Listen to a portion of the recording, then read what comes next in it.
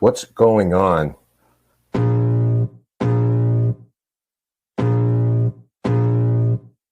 I can feel the blood creeping up from the heathens. Got will, got fight, got pride, got reason. If they wanna go eat, then you know I'm gon' feed them. If you're coming for me, hope you're ready for a demon. I got eyes in the back of my head, I'm seeing. Take me for granted and you know I'm leaving. I'ma take what's mine with the webs I'm weaving. I could take this crowd from seeing to believing. Got a taste for blood and my tongue keeps bleeding. From the words I spit, so sharp, so freezing. So cold, behold, frostbite they feeling. I could tear you apart or I could go heal them. Don't believe in fate, don't believe in ceilings. I just need a taste and my mind starts feeling. I don't pace myself, I grind on kneeling. Got lust for change, I just love the feeling. No, I ain't gonna give up.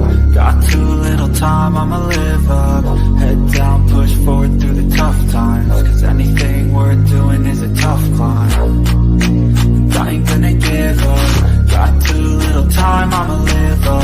Head down, push forward through the tough times. Cause anything worth doing is a tough Cause I'ma live life for the fight, yeah, I'm here to get it. I got drive, got sight, always have a vision. I go by at night, I be in my feelings. I'ma be fine, need time, and I'll still be winning. I live life for the fight, yeah, I'm here to get it. I got drive, got sight, always have a vision. I go by at night, I be in my feelings. I'ma be fine, need time, and I'll still be winning. I can feel the blood creeping up from the heathens. Got will, got fight, got pride, got reason. If they wanna go eat, then you know I'm gon' feed them. If you're coming for me, hope you're ready for a demon. I can feel the blood creeping up from the heathens. Got will, got fight, got pride, got reason. If you wanna go eat, then you know I'm gon' feed them. If you're coming for me, hope you're ready for a demon.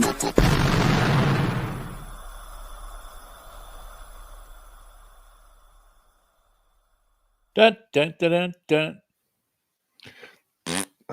Hello. We are back.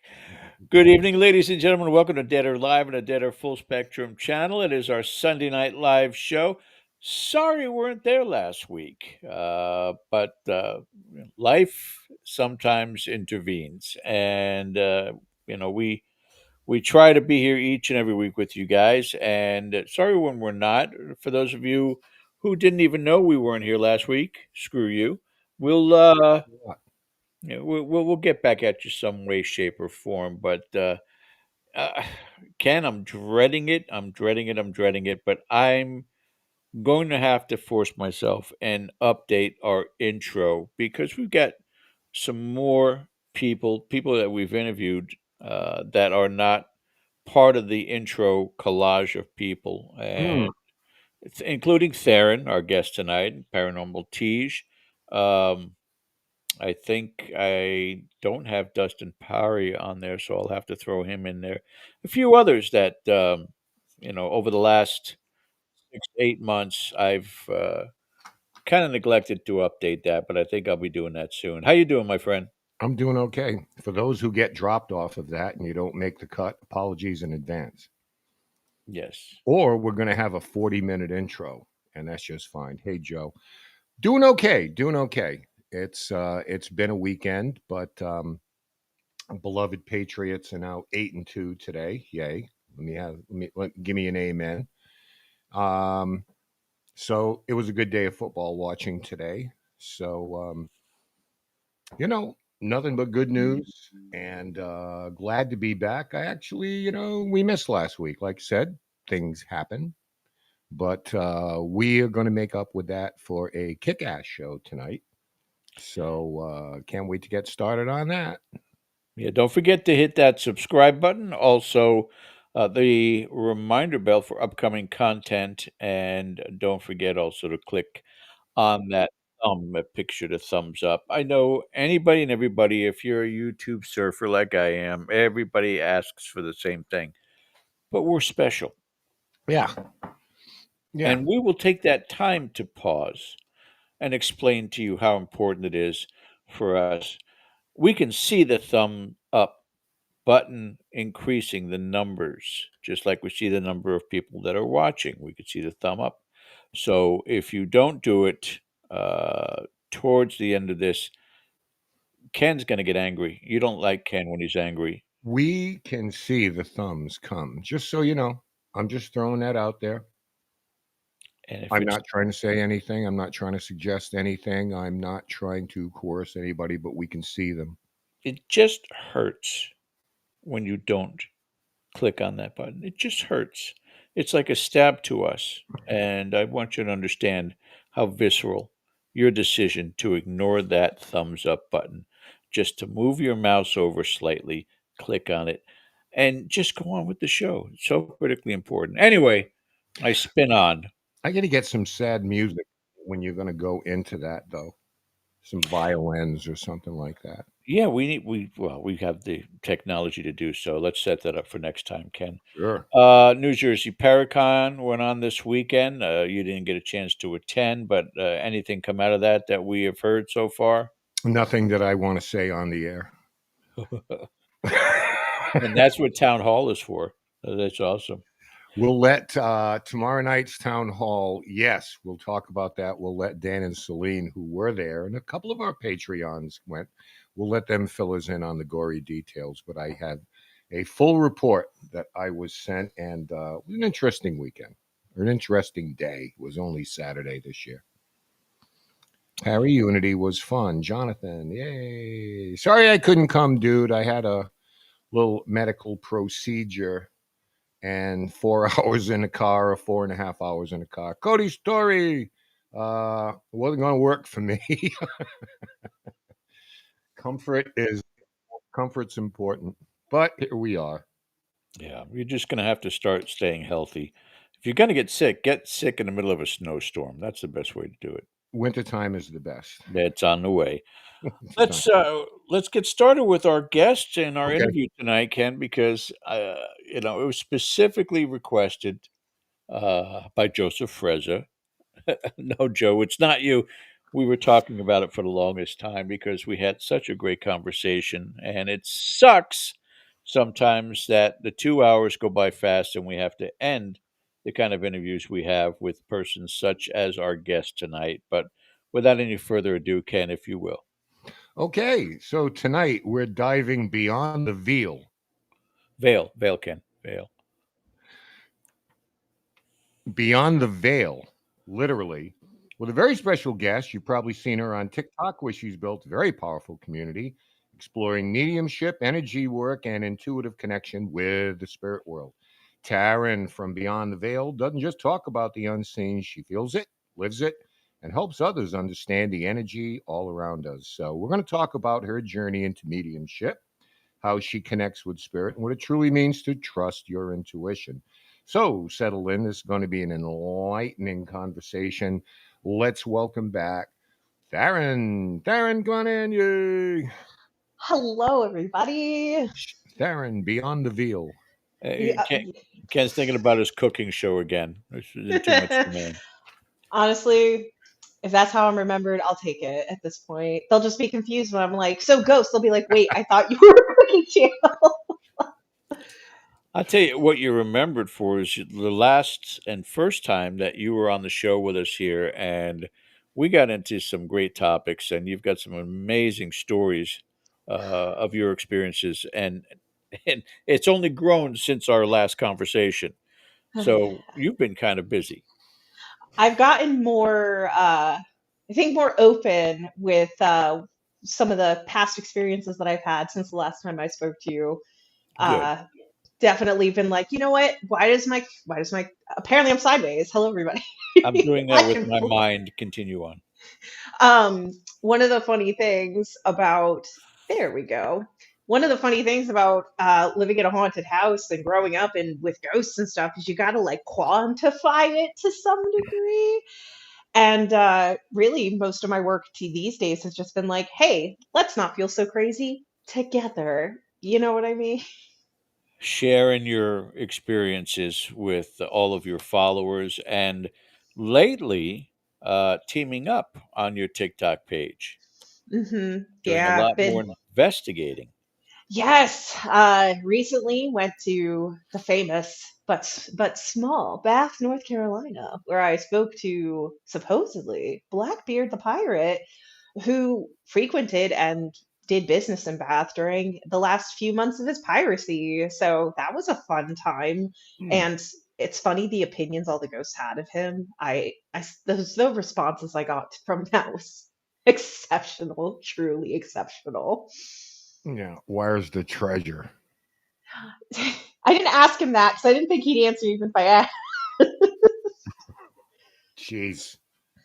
We'll come back Oh, when you find the treasure I'll because share with you. Don't You're on my list. Don't you worry about it. seriously, you will? Yeah, absolutely. Share the wealth. Like, I don't believe a word of it. You find treasure. You're so out of here.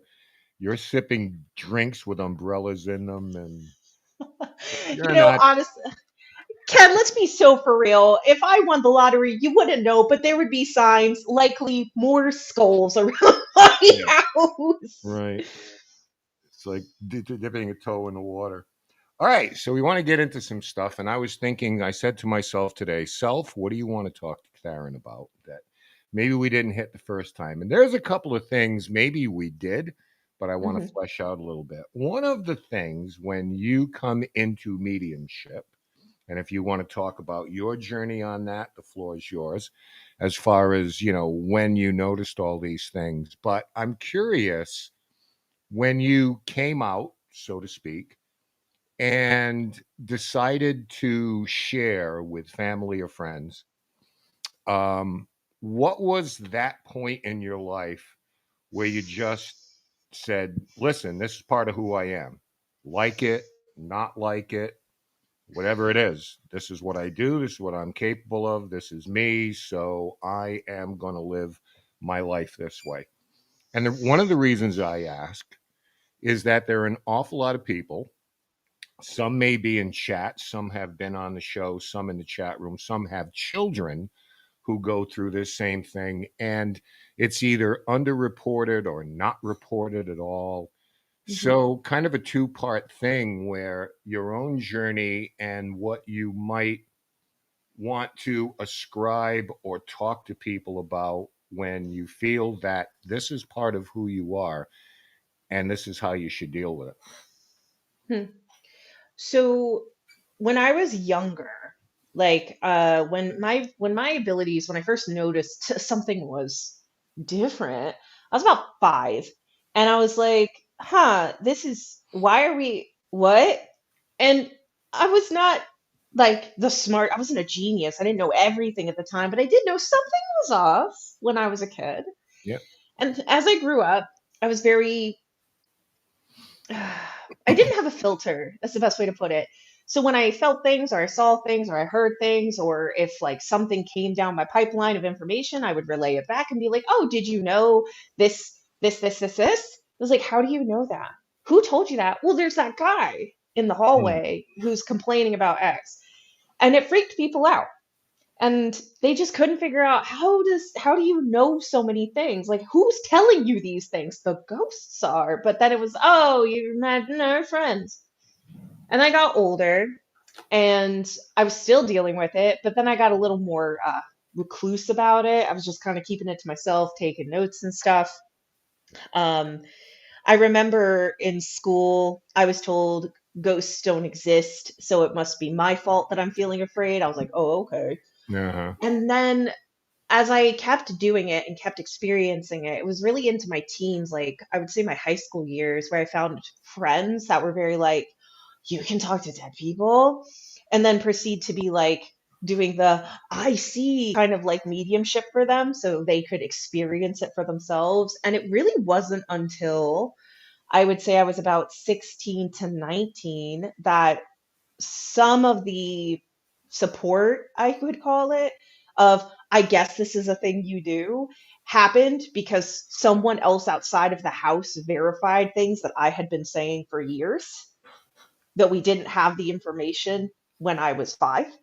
Right. And it was a hard road in the sense of feeling secure in, am I crazy?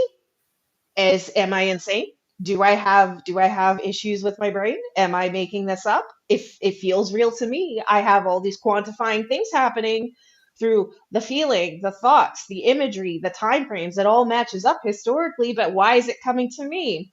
Went to therapy, I've been evaluated multiple times just to make sure. And now it's even more so, I would say now in my adult years that I feel the most supported and people understand it better now to be able to be open enough to consider it as an option. Mm. So Well, it we're took a evaluated. long time We're to get being here. evaluated right now. We're all judging you, Tharyn. Think that's the world. I'm No, Tell me because something I haven't heard before, Ken. when you're an adolescent or a teenager, we all go through it. We're all trying to figure out where the hell we fit in, Hmm. and you've Absolutely. got so much of that stuff going on, and then you get this other thing thrown Hmm. in on top of that, too. I mean, that can't just be, as easy as pie for those people who, are dealing with that thing. Should I say enough? Should I say too much? Should I say nothing at all?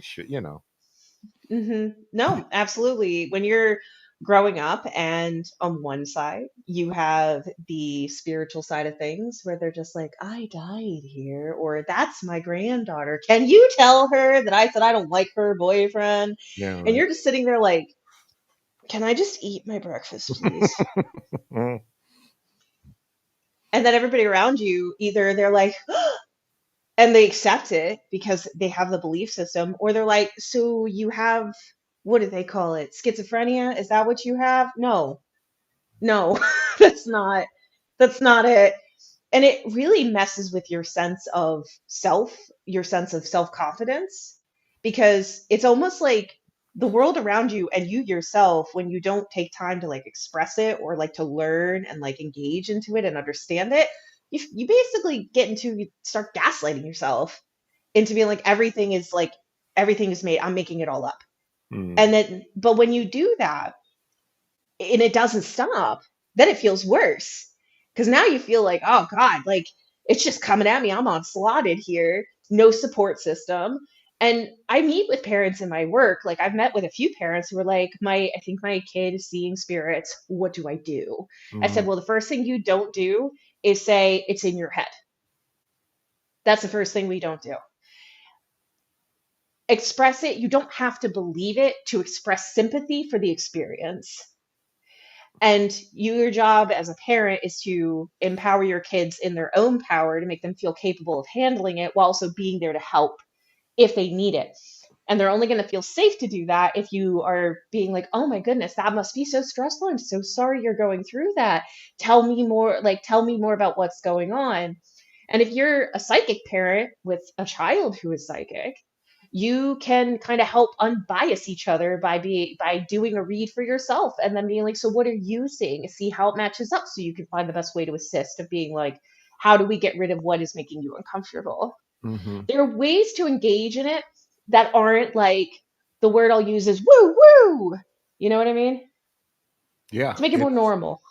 I'm an advocate of that, and I'm not saying that anybody should entertain, a child's fantasies or something like that. But in the event that something strikes you as a little bit more than random, it's not a good idea to just say you're imagining it, go back to sleep, nothing's happening, because having that communication, if something profound is happening and they can't share it with you, there are a lot of other things they're not going to share with you too.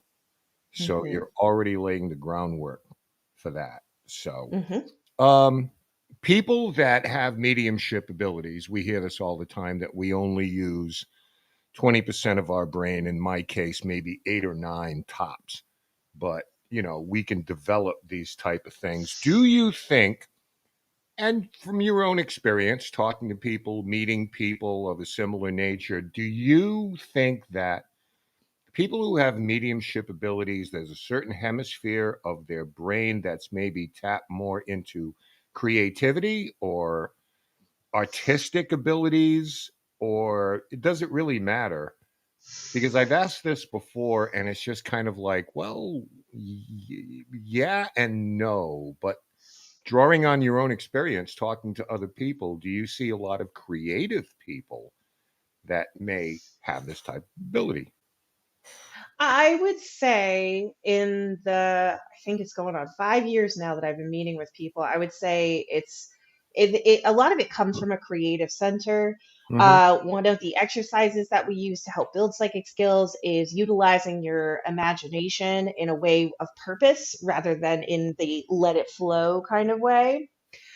What's funny, you mentioned about like hemispheres and stuff. Now, I haven't seen anything specifically because I look at studies about this kind of stuff, and I haven't seen anything specific about how it's geared brain wise. I do see people being in certain the way that they think, their thinking patterns, and sometimes the way that their brain is wired is more one way than the other. But there's actually a study that they're doing through the Yale School of Medicine. I believe it is still actively happening, where they've been comparing the brains of psychics and schizophrenics to see if there's a similarity or a difference.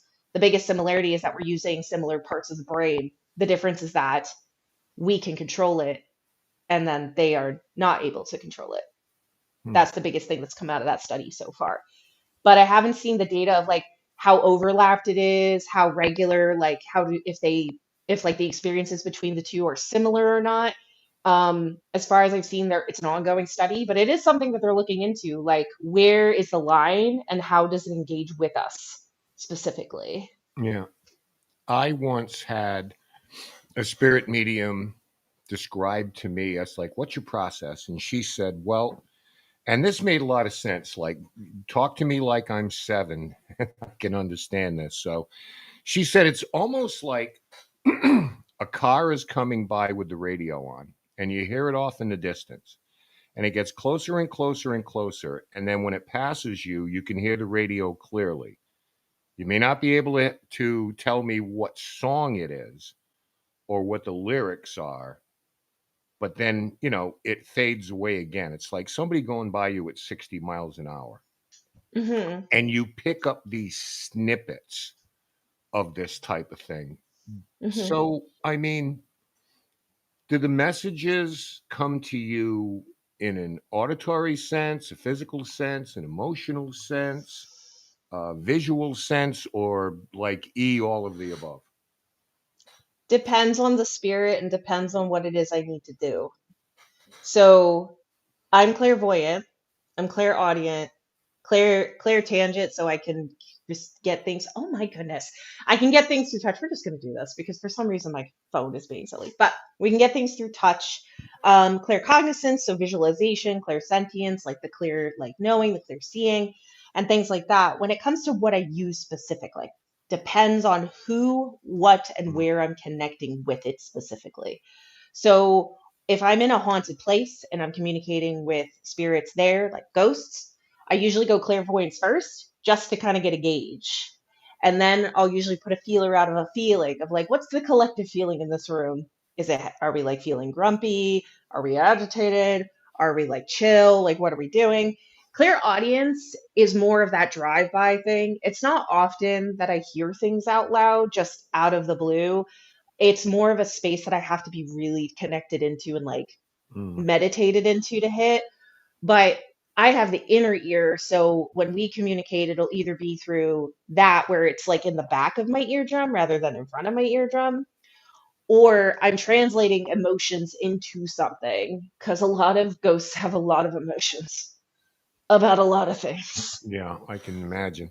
How do you, because this is another thing, I'm thinking back some of the things we talked about, and I thought this was really interesting. How do you differentiate between your own thoughts and what might be a message?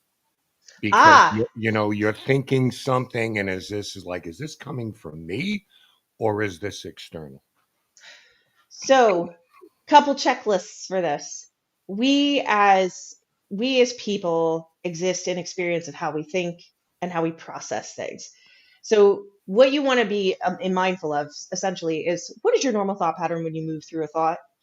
Is it like is it like a point by point kind of thing? Do you just have like an inner talk with yourself of like, when something cuts through, and I say that very purposely as cuts through, because the way I experience it, the way I explained it to others, is it feels like it comes from behind my head and whoosh, cuts forward. And it's usually in a cadence or a tone or like in a register that is not my own. My inner monologue is my own voice. So when I hear something cut through, it's usually in their own voice. I'm like, well, that's not me. I don't speak in a deep Southern man's voice. Right. And that's not, or words that you don't usually think. Because usually, if we're on our internal parts, we're just kind of like, I don't know, man. That's kind of weird. But then you get a cut through of a thought. It was like, a stranger indeed. Do you not find him to be odd? Who thinks like that? You know what I mean? So, like, Yeah. context is really important as well. And contextually, if something cuts through and it just kind of breaks up the normal pattern you're thinking in, and it sounds like, whoa, like you have to kind of whip your head, like, whoa, who, what? Like, where did that come from? It's Right. a good shot. Somebody is trying to insert their opinion into it, more Yeah. than likely. Cut through it all. Right. Have you ever connected? Because one of the benefits of mediumship is you get emotional content, right? Because I can tell you names, dates if I research it, which I love to do. I can Mhm, tell you about a location, but I can't really tell you about that person, like family dynamics and all the mhm. rest of that. Um, did you ever get a message? Did you ever have information thinking that, well, this is what this is going to be like, and I'm probably going to hear this? And then you get something that just absolutely blows you out of the water where you're like, even to the point, it's like, I don't even know if I want to share this with anybody. Holy crap, you know? Do you mean like if I have a set expectation of what I think I should be expecting and then I get totally bamboozled and have to go in a completely different direction? I'm like, Jesus Christ on a bike. Right. You know, this was Yes. an upstanding man, and all of a sudden he's spilling the tea on you. And, you know, Yeah. oh, Yeah, I've gee, dealt with that a couple right? Oh, Jesus. You know, I've been very lucky that I have a lot of friends in a lot of different disciplines. History, archaeology, biology, and things like that. mm, And I they keep the historians are my favorite because I love being like, so I talked to this ghost downtown and they said this guy who used to live here was like this, and they were like, actually, we only recently found out. I'm like, yes, like I'm not losing it. But that yeah, happens sometimes during like connecting with loved ones where it's just like we just drop a family lore in my chat. And I yeah, have to sit there and be like, how do I say this to you? How do I tell you this right. information that they're relaying to me? And one time like I said something so specific and I don't want to repeat it just because it's client confidentiality, but it was such a left field from the person we were talking to. And the poor person sitting there was like, I thought that was just a family rumor. Like everybody thought that was a are you telling me that she yes, I'm telling you. Yes. That's what she said. It turned out that the whole family kind of knew about it, but it was one of those open secret kind of things. Tell me she's this without telling me she's this. It was I can say it was about somebody's grandparent actually being gay and not being straight. There was like a oh ha ha ha, but she was like, no, I was. Tell her that. I was like, Right. as I'm Yeah. sitting there just like, I am not a therapist.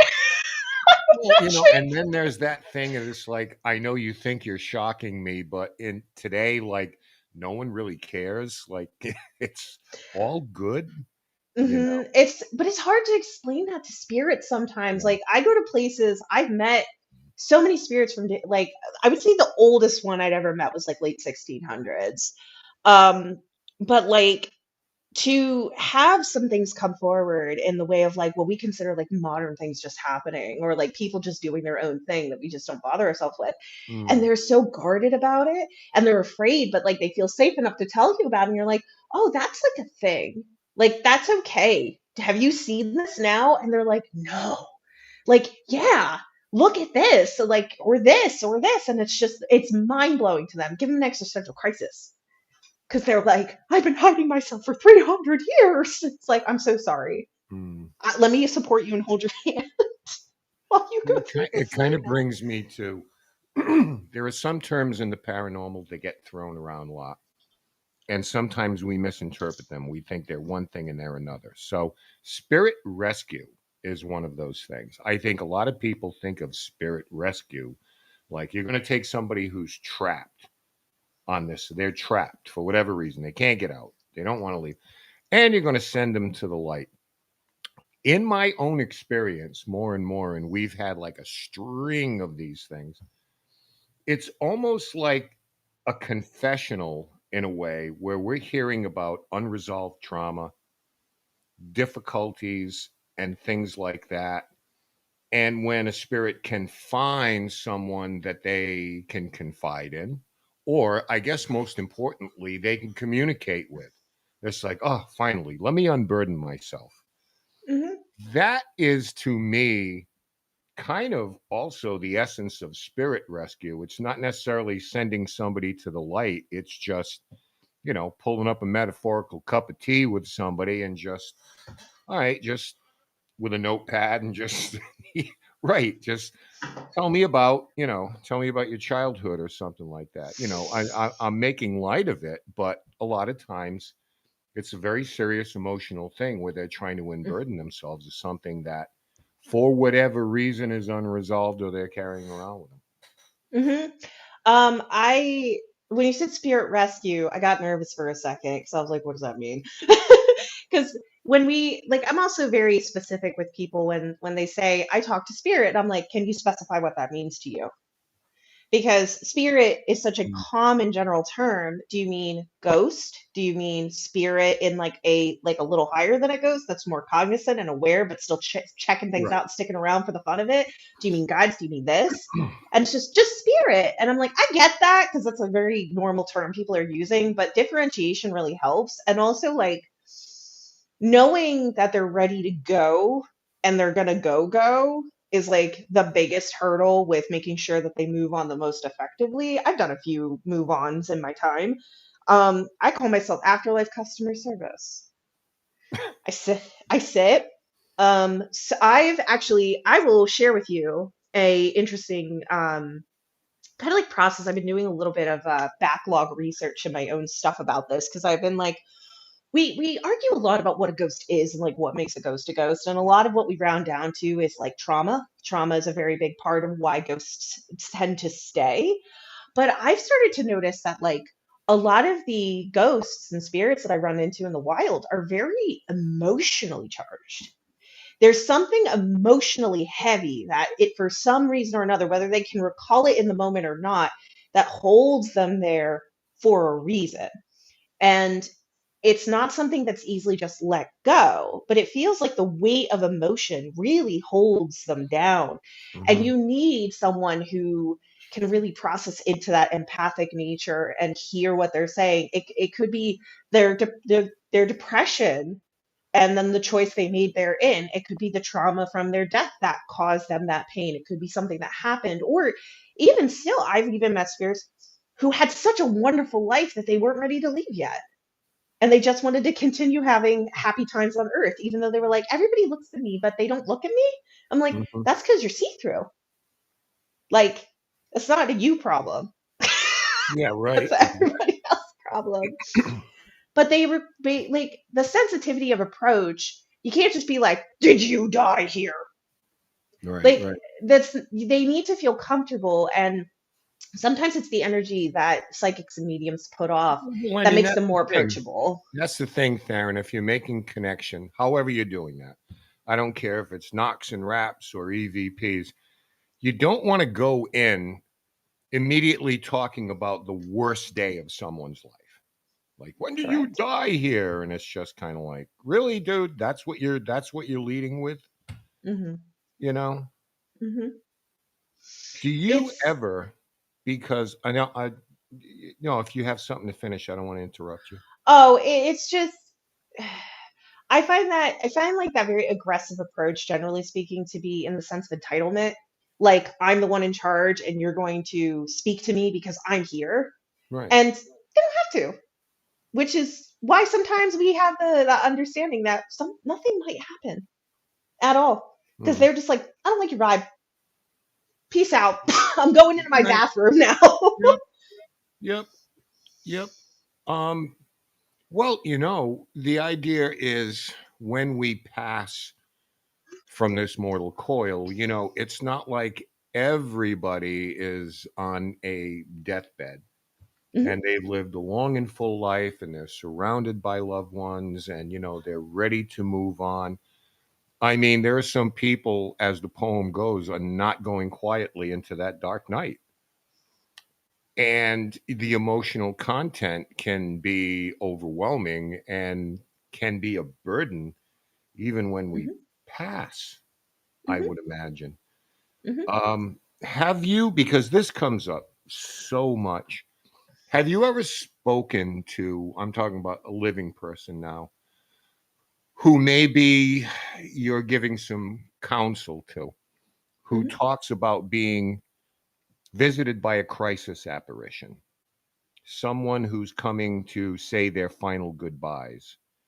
My aunt appeared at the foot of my bed, and I was like, what's going on? Then the following morning, they find out their aunt passed at 8 p.m. the previous Mhm. evening. That's what I mean by crisis apparition. Mhm. Or have you also talked to people or heard stories where someone is ready to go and they're being welcomed or being brought into the afterlife by maybe a husband or a wife or somebody who has passed previously? Those are really, those are fascinating stories to me. Mhm. Just this past week, I met somebody who was aware that one of their family members was going to pass away because they were dreaming about them. And they came in and basically said, "Okay, I have to go home now." And they were like, "What do you mean go home? I don't understand." And when they woke up, they got the call. And I've heard that a lot from people. And a lot of the time when I hear those stories, I try to make sure to mention to the client that that's reassurance that they wanted you to know that they were ready to go and that they wanted to basically prepare you that it was going to happen. And it makes people feel a little insane or a little extra like wow, like I knew. Yeah, like they made sure that you knew. And Mhm. that's such a common thing to experience. And you might not have any indication that this person is going to pass, and yet you have this profound experience where they tell you. And that really goes to show like family ties and connections and how you meant to that person that they felt the need to go out of their way to say, "Hey, I'm going to be good, but I got to go home now." And I will say, um, I have a very hard rule in my consultations. I do not do death reads. I will not check in to see if somebody's going to die. I don't do that, period. But I've had a few occasions where the person was like, "I need to check in about XYZ." Um, and I was like, "This energy tells me someone is moving on. All the family is together. They're telling me, like, hey, it's about that time." Yeah. And I've on occasion, just talk to the client first. I'm like, "So I have a lot of people here that want to say something specific, and I want to say it in a very thoughtful way, but you've got a lot of people around you waiting for something specifically." And then more often than not, the client's like, "Oh yes, I know so and so is going to be passing away soon. I've been noticing this." I'm Yeah. like, "Good. There's reassurance." It's so it's a it's almost at this point like not everybody gets the opportunity to be surrounded by loved ones. I've also met loved ones that were like, "I didn't know the person that was waiting for me when I got to the other side." And I was like, "Oh, I'm so sorry. Do Right. you want me to call management for you?" See what happens. But sometimes it's guides or like the person or like what they believed in, like the like angels showing up, and they were like, "I thought my parents were going to be there." And more so it's like that passing period of like getting more into it, and they might not recall their parents were there the whole time. So it's, reasoning after the fact when somebody's passed away and being like, "Hey, like it's all like I understand this is stressful. I'm trying to reassure you that you didn't do anything wrong." And they're just like, "I don't know what's going on." I'm like, "We Right. don't, nobody does." Right. We're doing our best. Before I bring George in here, I want to sneak one more in here because um, you hear a lot of people say that, okay, my aunt appeared to me, but I wasn't afraid. I was calm. So I don't know if there's some kind of projection, telepathic thing that it's like, calm down. Because typically, some appears at the foot of your bed and, you're throwing pillows and coffee mugs at it and I mean, you're freaking out, right? But a lot of Right. people describe those things as that they just felt very calm and just watching this all play out. So I've always been curious if they're somehow prepared for what they're about to see and where that comes from. A dream, telepathy, just, I don't know. It could be the energy and the emotion and the energy. I mean, I've had people tell me, yeah, I saw a giant shadow that looked like a monster staying at the foot of my bed. I wasn't afraid of it. It felt peaceful to me, but why would I see that? And I'm like, oh. Right. So it's interesting how we register threats in that concept. Because when you see like somebody you know, depending on who it is, you might be like, oh, I'm completely calm, or what are you doing in my house? You know what I mean? And Yeah. yet I've also had the same thing where like when I saw my grandma, I was terrified to see her, but at the same time, again, saw a giant monster standing at the foot of my bed, but I wasn't afraid. And I'm like, huh, interesting. Why weren't you afraid? I don't know. I just felt like I could trust them. I'm like, that's great. You must know something that you don't think you know. Yeah. That's all I could say about that. Yeah. Give me some enlightenment. All right. George, I'm going to bring you on in here. Pardon me. Take us to the top of the hour, Tharyn. I shall return whether you like it or not. So I'll see you on the Oh, backside. I know. I look. A very special guest tonight, Tharyn Beyond the Veil. You'll find her on TikTok, also TharynBeyondTheVeil.com. Where else, or what social media wise, can people link up with you? Instagram, YouTube, and Facebook. There you go. So you guys can bug the heck out of her, ask her the same questions or more that Ken and I don't think of. But let's get serious here for a second. Over the past decade or so, I mean, I've been doing this show for 18 years. I've been paranormal investigating for over 20.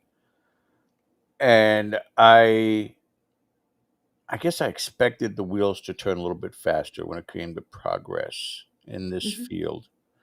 Um, and this is not the typical cheap plug that we do. It's kind of a running joke where I say, I wrote a book with Andrea Perrin.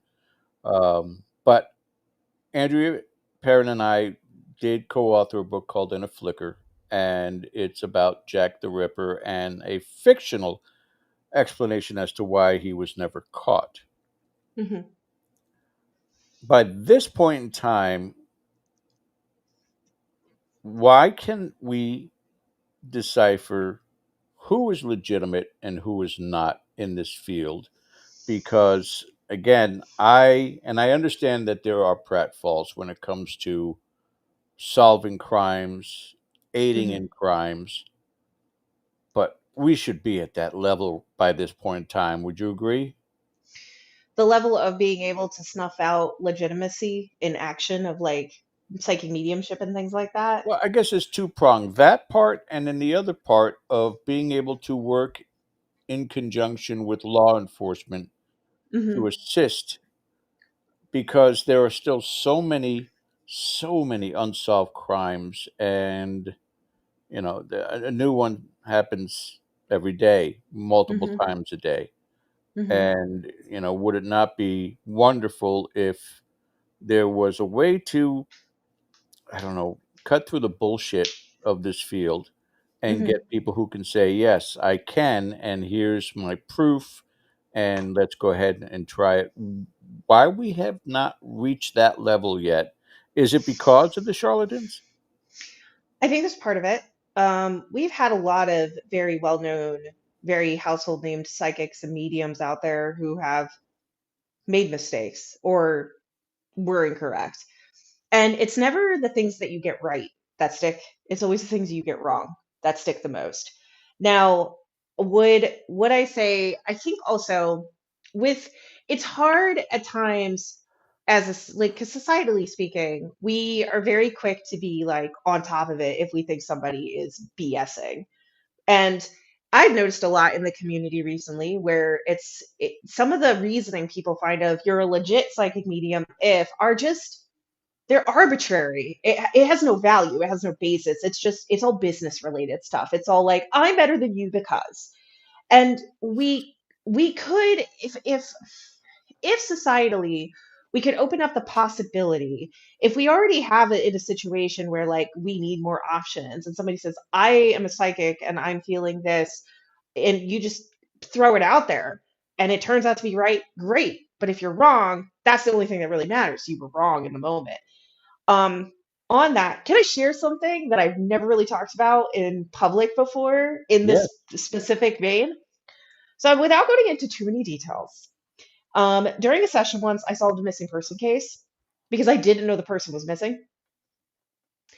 The client was very, actually, to the client's credit, she did not react to me in any way when I was speaking. I'm just describing this person. I'm talking about what I'm seeing, what I'm feeling, how he's talking, accent, cadence, things like that.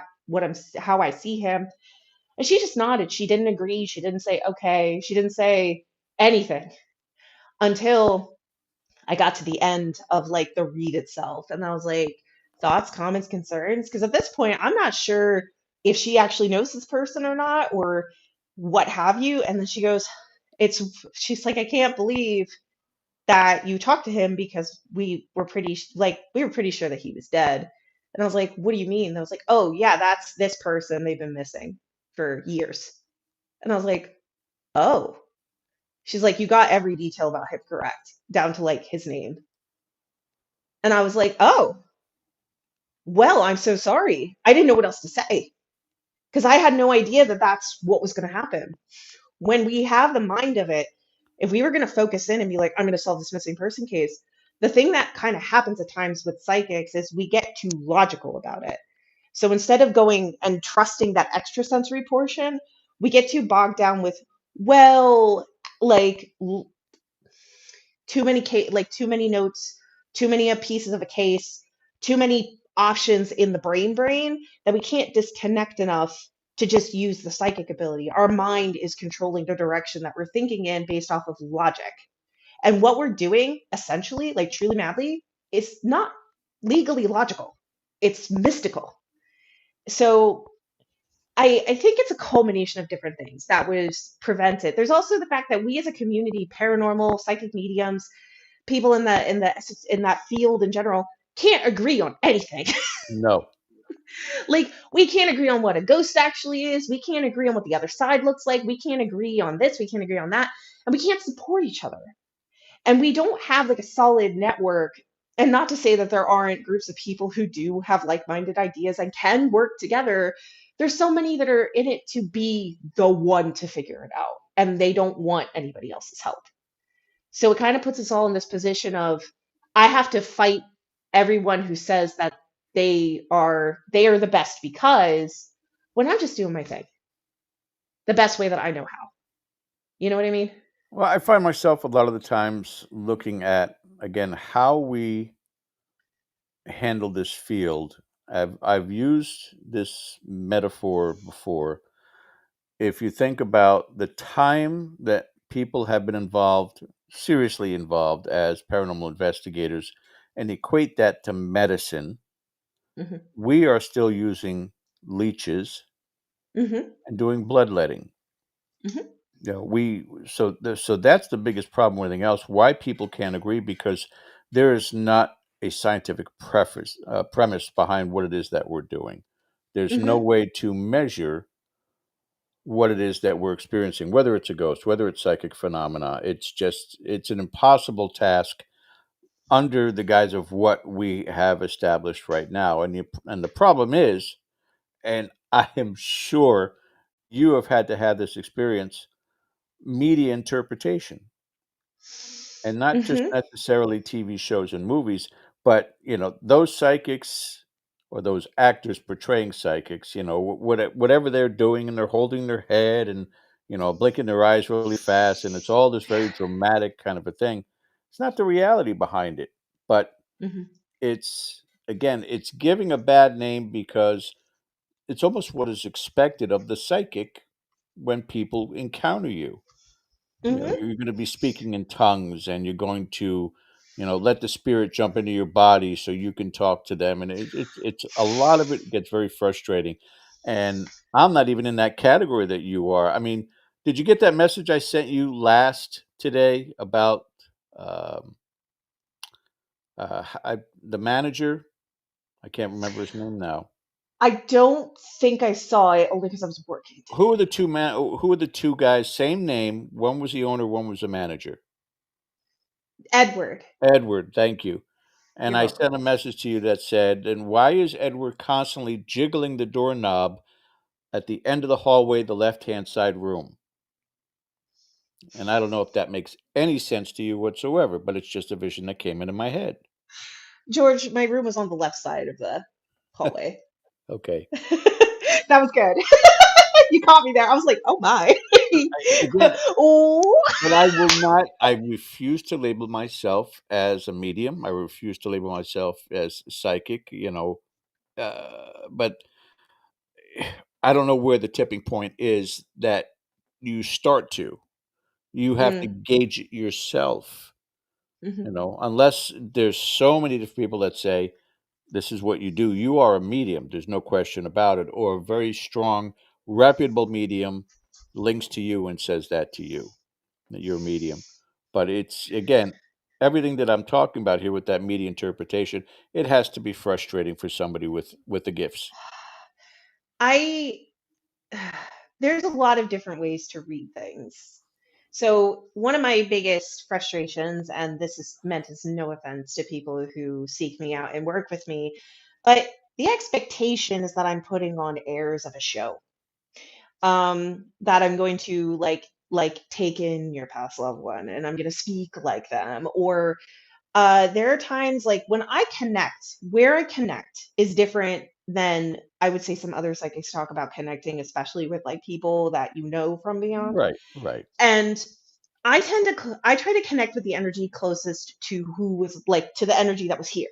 So I'm not going in the upper echelon. I'm like kind of like just above your head energetically. And sometimes people get confused because they're like, well, they should know all these things. And I'm like, why? Like, I don't like where they're standing, where I'm seeing them. They're like right above you and they're still watching, but they're not like in it. And it does. I've been having to work with people. I've had the blessing of having people who've never had a mediumship reading before. So I get to be like, okay, awesome. Hope you have others in the future. Let me go over how I do things because for some reason it seems like very different than a lot of other people do. My focus more so, I am a translator. That's how I kind of put it. I'm a translator and I am here to mitigate the conversation between you or your people or your guides. So it's not necessarily all the time that I need to know the information or I need to gather it for you. I just need to know how to translate it correctly to you as per what they're telling me to tell you. And sometimes it's different. Sometimes people ask me, they were like, but you as the psychic, what do you see? And I'm like, I think it would be better if I talk to the people that are closest to you rather than reaching out into whatever's out there and hoping to grab the right thing. I appreciate trust that people put in me to do the work because I can I can go through it, but people also expect me to be like the ghost whisperer right. or to like roll my head back and my eyes turn away and I'm just like hello George, Yeah. right? And there's also how other psychic mediums present themselves and call themselves the rule. Like this is what it is. And there's the only way to do it, which makes all the rest of us wrong. So when other people come in and they're like, "That's not how the last medium that I worked with did this," I was like, "Ah, well, it's. I'm sorry. This is how I do it. This is how I connect." And it's hard sometimes. It really is. It's hard to mitigate people's expectation versus reality at times. And I really try. I try to meet up, but I can't always fly. I'm sorry. I try, George. I really do. Yeah, I just can't. you're trying to climb up a muddy hill when it comes to the validation of what you can do. I mean, there are uh, magicians, if you will, in Vegas Mhm. who can just read people's minds accordingly. But there are Mhm. books and books and books to study on how to do that, and how to read people and be able to get answers from them without them knowing. It's like a lie detector test. And again, most of the people that I know who truly have the gift have not gone down that road. It's just a natural ability, and you're trying to navigate what it is that you are receiving, what it is that you do. As again, how do I relay these messages, translate these messages to the loved ones in a proper way that are not going to upset anybody? And Mhm. unfortunately, again, it's not just something that's handed to you. There's no schooling behind it. To an extent, you have to learn on the job. But that's also part of the thing. It's like there are a lot of people that try to prove psychics wrong, and like skeptics are valid. I totally enjoy a skeptical position because Sure. they may bring something up that I never thought about before. But it's just it's also not just the spirit portion of things, but also people's misunderstanding of what it is that I'm actually doing. And I don't mean just in the psychic sense, but I've had situations where I've heard some things, George. I've heard some things that I shouldn't have heard or that I wasn't qualified for. And I have to There sit you there go. sometimes and be like, "Why did you tell me this?" Well, it's important. I'm like, "This has nothing to do with unless that's you just told me something super traumatic. And now I have to hold that right now. We were talking to your dad about a jewelry box. How does this relate?"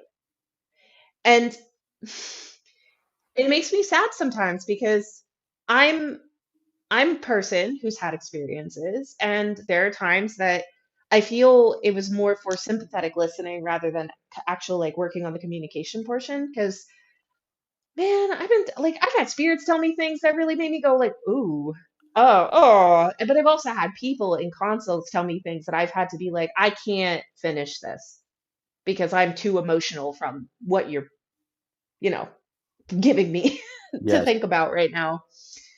Um, or validating certain things that I didn't need to hear out loud. Like we could have done it in a different way, but you like dropped a bomb on me, and I'm like, oh God, okay. Are you okay? You know what I mean? Yeah. So it's a balance. So I'm very particular, and I have a lot of boundaries now for that as well. So I usually talk to people about like what kind of like are there things that I should be like should I know about, like what kind of like in context of relationships with this person, was it like this or this, is there anything that's going to jump out and surprise me in this moment, or like I need you to know if there's anything triggering that's going to happen in this conversation. And that's something I've had to add just to kind of Yeah, it's a mitigate that complete a little bit. balancing act. And it's not just balancing your mental status, it's the client, it's the spirits. It's a true balancing act all the time. And and again, it's going to weigh on the individual that's Mhm. handling all that. That's the intermediate. Ken, if you want to come back on, we're going to go ahead and go to break. When we come back on the other side, I want to talk about your trip to the Carolinas and this pirate story also. Oh, yay. Let's talk about pirates, my favorite thing. So you guys stick with us. We'll be back on the other side. Thank you for all of your thumbs up. We appreciate it. But see you in about 4 minutes. You're watching Dead or Alive on the Dead or Full Spectrum channel. We'll be back right after the break. We'll be right back after these commercial messages.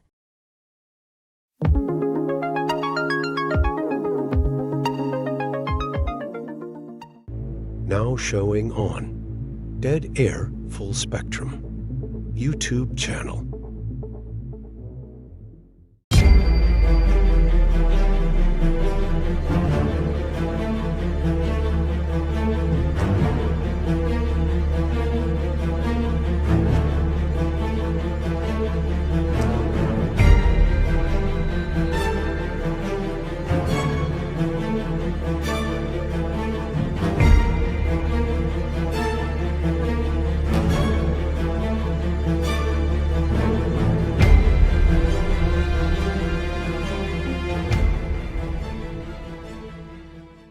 New episode. episodes of Extremely Strange coming soon.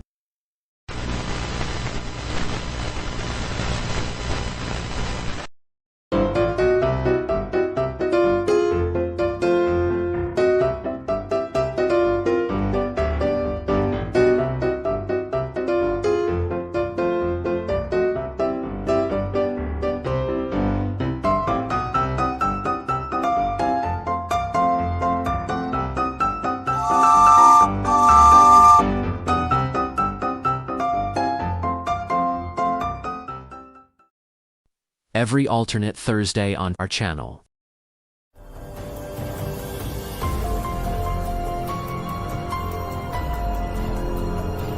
Every Thursday. Opposite. Well, that was weird.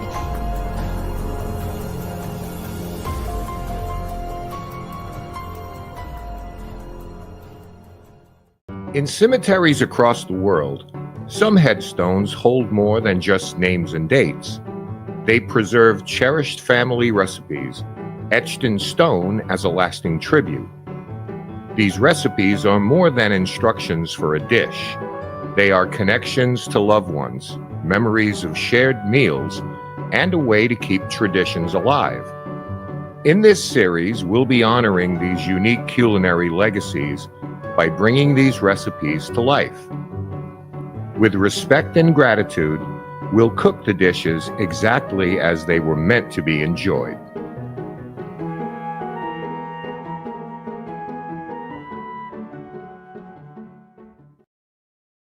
New episodes of Last Bite coming soon.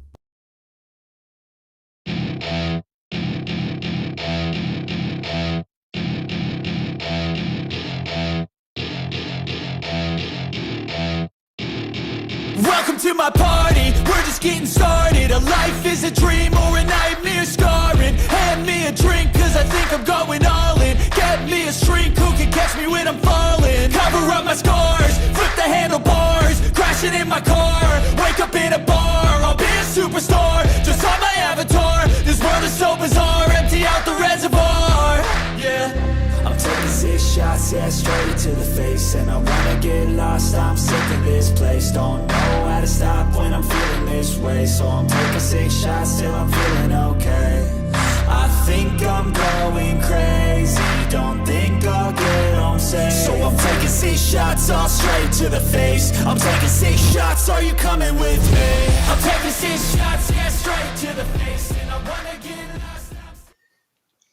Rocking off screen. Rocking the tunes. We had a comment that there was someone out there who subscribed to us because of the music. I love that for you. It's all good, whatever it takes. You get past the theme song, turn off, come back an hour later, and an hour later you can get the outro. Yeah. We'll take it. I'll take it. And I just did another commercial promo. I sent it to you, Tharyn, but I'll play it for our town hall members tomorrow night. Town hall, 8 p.m. on Monday. This particular episode, Ken's going to talk about some of the behind the scenes he's heard about from the New Jersey Paracon. So it's 8 p.m. tomorrow night. Make sure you guys get a chance to visit and subscribe at patreon.com/Dead Air Paranormal. Make sure you all do check it out. We enjoy it. We enjoy having everybody come together and just express their opinions and their perspective with regards to the paranormal. So, and outside of the realm of that discussion also. Yeah, we'll talk about everything from recipes to, I don't know, we've gotten into some weird stuff. Yeah. We've taken a lot of weird off ramps. We learned a lot about our Patreon members over this many months. I got to get to one of these. I really do. I'm free in December. I have Mondays open. If you want to schedule Come it on, for the anytime you want and Yeah. experience this thing. Shoot I'll us give a you my message. Let dates. us know. We'll get you the link. Not a problem at all. Heck yeah. Tharyn Beyond the Veil is our very special guest tonight. You know, it was in the mid 80s today, and by tomorrow night here in Florida, just north of Daytona, we're going to be hitting 34 degrees. Same. That's the Northerners doing this stuff to us, man. I swear to God. Exactly. I'm from the north. I curse you. So so yeah, I'm going to let Ken actually delve into the pirate stuff with you because he really is fascinated by that. Part of his paranormal team, we're big into the seafaring spirits. So I definitely want to give you that time to work with him on that. Um, but I wanted to ask you a real quick question before I turn it back over to Ken. Spirits that stay. Hmm.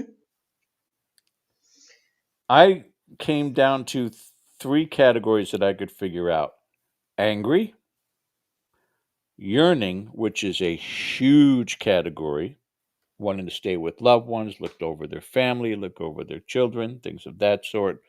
Um, the unfinished business category, yearning, Hmm. and sudden death Hmm. stays where, Hmm.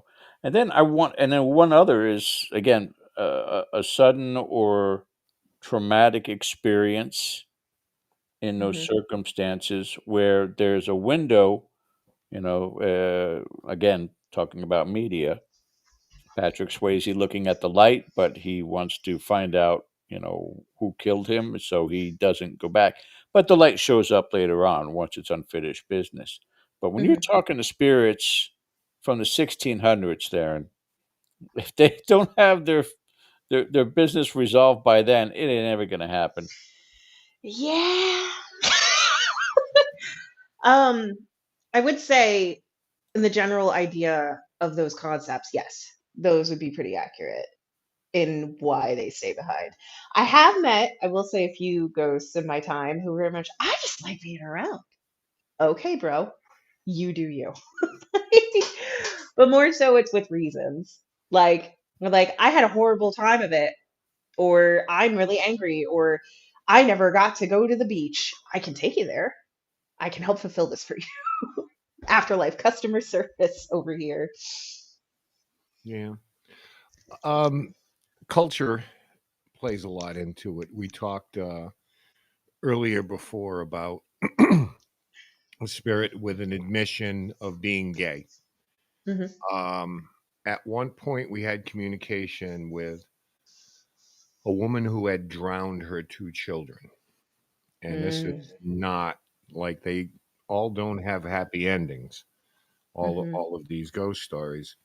Hmm. But her affliction basically was postpartum depression, which Mm. in her time in the 1800s wasn't a thing. You could be institutionalized for something like that. And women Hmm. were.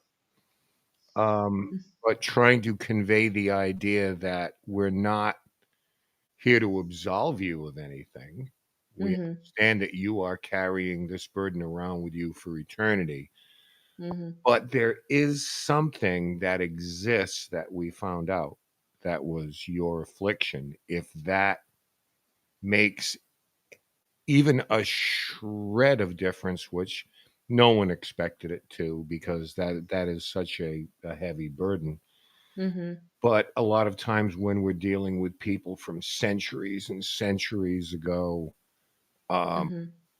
it can be a difficult conversation or a difficult thing as far as a resolution. I agree. There's no, sometimes it's not as easy as go to the light. Even sometimes we can give current understanding, modernized belief systems. I've met spirits who stayed behind because they were afraid of where exactly they were going to go.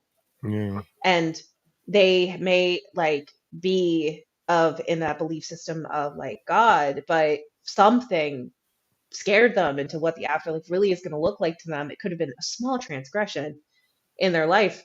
And they stopped moving forward into the next because they were terrified of what was going to await them when they got there. And they just stuck around. And there's only so much that we can offer in that, especially with what you're talking about. That's tough Mm. because we're talking about something of a mental thing that happens with childbirth. It is very known now. It's clocked like in when it comes to mothers and the first couple of months to the first year. they're very on top of that. They're like, how are you feeling? Are you having depression? Are you having these kinds of thoughts? Back then, they didn't have that. And while it may bring some peace to know that it's like not your fault in the way of why you were thinking that way, you still produced the action. Mm. So we can't fix that part. You know what I mean?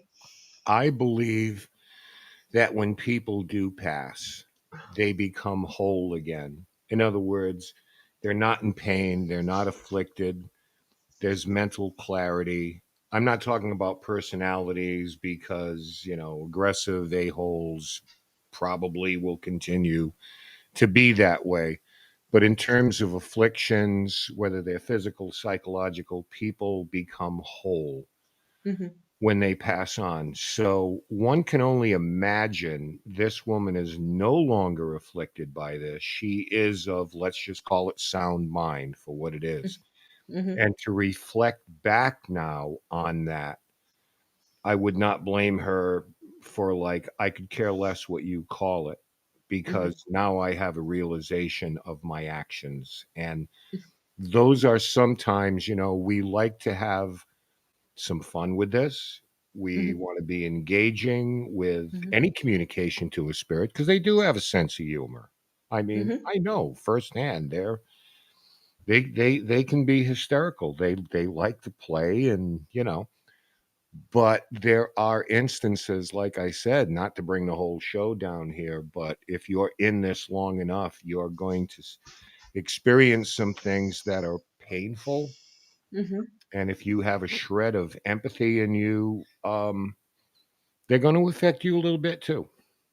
Just the way it is. Some something like back in the day when I was like 19, that was part of the reason that I stopped investigating for a really long time because I got hit with something so profoundly emotional and difficult to deal with from Mm, spirit that all got validated in the moment that it was happening.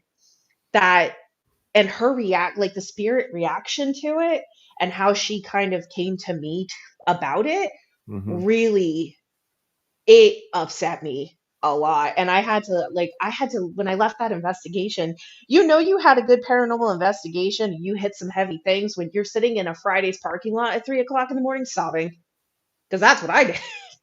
Like, this woman, I heard her name out loud, not like in my ear. I heard it out loud around me. We picked up an EVP at the same time, and I Mhm. wrote the name down. It was, and it matched up. And I kept feeling the specific feeling. It turned out that she ended her own life, but it was her trying to reason why she did it that really stressed me out.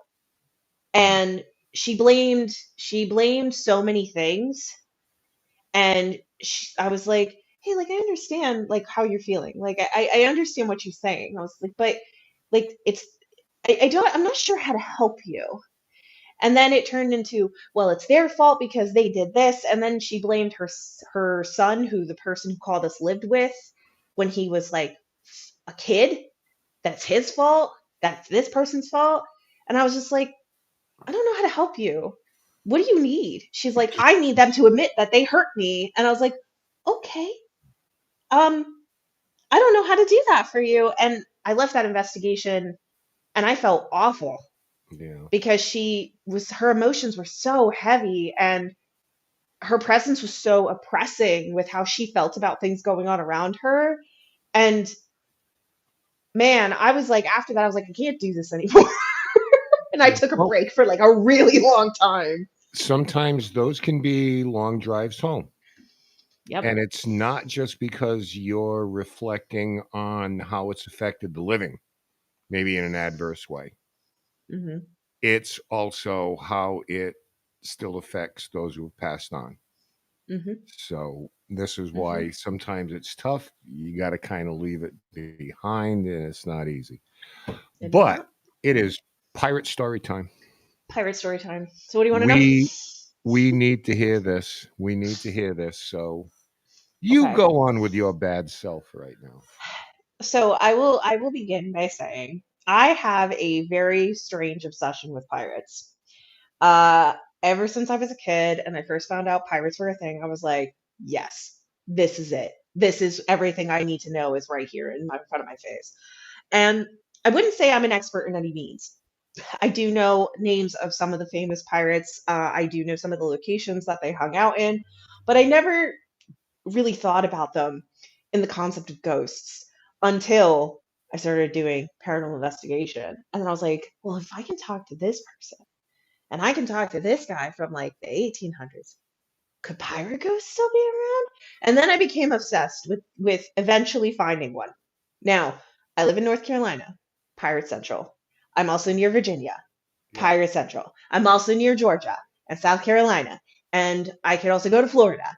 And all along the East Coast, I could find some pirates. We even had pirates. I'm from Pennsylvania. We had pirates in Jersey and New York. Hmm. So I was like, I gotta find them. Wilmington, where I am currently, was known for pirates. Technically not, though. What they were known for was selling pirate goods, not actual pirates showing up. Recently, my partner and I was like, hey, do you want to go to Bath? And I was like, what's a Bath? Bath, North Carolina. It's along the coastline. It's like, I think she said it's like 2 hours from the Outer Banks, and it's a really tiny little town. And I was like, oh, cool, let's go. And the whole big claim to fame there is Blackbeard. They are the one town that says for sure Blackbeard lived there because um after his pardon, which happened in Bath, he then worked in Bath. He would work with the governor who was in Bath at the time, and he would be a pirate regardless of the fact that he got a pardon. No, he was going a little crazy from the STD that he had. He was working in Bath. I believe his pardon was in May of 1718, if I recall the time and date correct, or the month and date. He was killed in Ocracoke in November of 1718. And when we went, we had no idea what to expect. I was like, we're in this really old town. This town's been around since the late 1600s. There has to be ghosts here. Let's go find out. So, they have a lot of their old buildings still. We walked around, we talked to some ghosts. And I couldn't stop myself because these are all colonial ghosts. I'm like, hey, you guys happen to know a man named Blackbeard and or Edward Teach or Thatch? And they were like, oh God, not that guy. And I was like, okay. And I was like, what was he like? They called him haughty. They also called him an asshole. We asked where we would find them. Now, in at the time they said, oh, you'd find him by the water. Well, we couldn't go to the water at the time. So I was like, maybe we can find a place where he might logically have been, and maybe he'll come to us. Then we got sidetracked. And then we were like, well, we didn't quite talk to Blackbeard. A funny thing about psychic stuff is sometimes psychic stuff happens, you don't realize it's happening, at least in my case. Where our hotel was, where we were staying, there's a dock right across the water. Like, literally, we're at a waterfront. And I kept staring at this dock, and I couldn't figure out why. I was like, I have to go to this dock. How do I get to this dock? I feel drawn to this dock. I have to go. Later, I'm laying in bed. I am thinking about, wow, we talked to all these colonial ghosts. We got chased by an angry mob. We met somebody who was accused of witchcraft. We talked to somebody who like knew Blackbeard personally. This is a great night. And I was thinking back to, I got to go on that dock a little bit during, the daytime. But when I'm imagining it in my mind, there's somebody sitting on the dock. And I was like, who's that guy? So I was like, there's no way. So I kind of go through this profound moment of like going to this dock in like my memory, and there's a guy sitting at the dock, and I'm like, are you Edward? And he's like, I. And then I came out of it and I was like, we have to go to the dock tomorrow. So we do. And we spoke to a man who sat at the end of the dock with a fishing pole, and he said his name was Edward. And we talked to him a little bit. Some of the things he said were very akin to like what pirates would ask for. Like they mentioned something about wanting us to bring soap the next time we showed up. Like, bring some soap. And we asked if he wanted money. He said yes.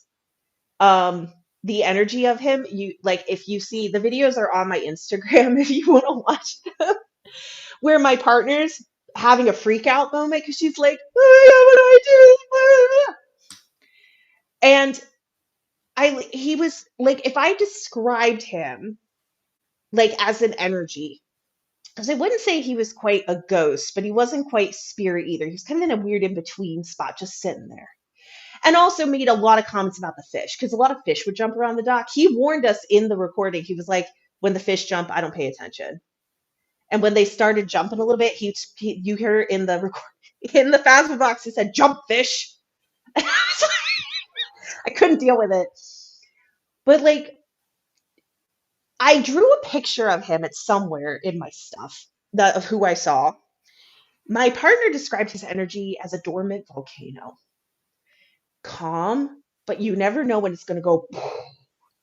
Very intelligent, very well spoken. He had a huskier voice, like his voice was deeper, and he had an accent that I didn't recognize per modern times. But he spoke in an elegant way. It wasn't like in a I guess the best way to say is like for the time it was in a more educated way. And he was very direct. He gave off this very like big air. He was very like he came off very intelligent. And at that time, I actually wasn't aware that he was actually a learned person. Like he was very good at, maps, and he was good at battle strategy. He was very smart. He could read, which was not a common thing among pirates. And I didn't know that until afterwards when I got research. I was like, oh, so like the way I was feeling him really matches up to what we know historically about him. We plan to go back to see if we can talk to him again. He has demanded money, so I need to get some money. So other than that, it was profound, Ken. I'll tell you what, because I'm sitting there calm as a cucumber, partner's freaking out. I'm like, I'm the one that wants to talk to pirates, but you're the one having a meltdown, right? Right. It was incredible, an incredible experience all around, honestly. Like most things historical like that, sometimes we get it wrong. The stereotypical pirate, but you're talking about someone who was articulate, Mm-hmm. well spoken, Mm-hmm. educated. Mm-hmm. And I think to have the longevity of somebody like Edward, you can't be anybody's fool. You have to be a fairly intelligent person to have that Mm-hmm. kind of longevity, Mm-hmm. because pirates were, under attack. And so he had a reputation that was well earned as somebody that, he was feared. And Mm-hmm. sometimes it's better in that era, it was better to be feared than respected. Absolutely. Absolutely. And they're like when vibing with him, his confidence was beyond what I expected. Mm. He was sitting there very much, yeah, that's me. Well, what do you want? It's like, I just want to talk to you. Like, I just want to know about you. Like, Can you and sign this for me? if he could. And then as we're talking to him, people on the shore is like, you're a dick. It's Can we like, take a selfie to yeah, like we're sitting there and the people on the shore are like, he's a demon. And I'm like, no, he's a man. He's an asshole. Like, we know you've said that already. It's cool. Don't worry about it. It was really cool. And but me being the person that I am, I was like, did we actually talk to Blackbeard? Is this someone pretending to be Blackbeard? And my goal for next time to kind of quantify this a little bit more is to maybe get him to talk about some things that he would know personally, like maybe something that I could verify later. Like I said, I don't know all the numbers, the specifics, or the logistics, but I know he was infamous. He is probably the most famous pirate to come out of the golden age of piracy, just based off of the fact when you think pirate, you think Blackbeard. Jeez, I would say, but I can imagine him saying, "I pay no attention to the rum dubbers on the shore." I was like, do you know those guys? Like, we asked him that. He said, no, they just do that. As he's just sitting there minding his own business. Like, I know a little bit of what I've learned after the fact. And with, like, I don't draw well. Actually, do I have that? I can show you what I drew, what he looked like to me, if you want to see it. Oh, absolutely. I gotta find it first. It's somewhere over here.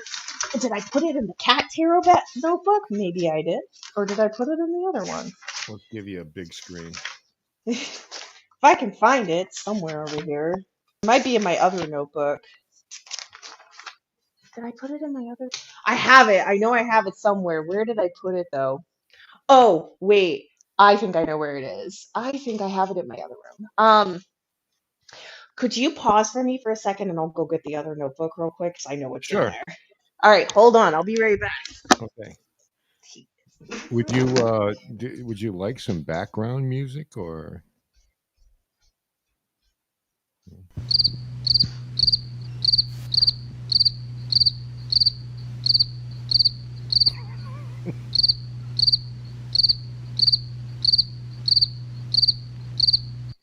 Crickets chirping.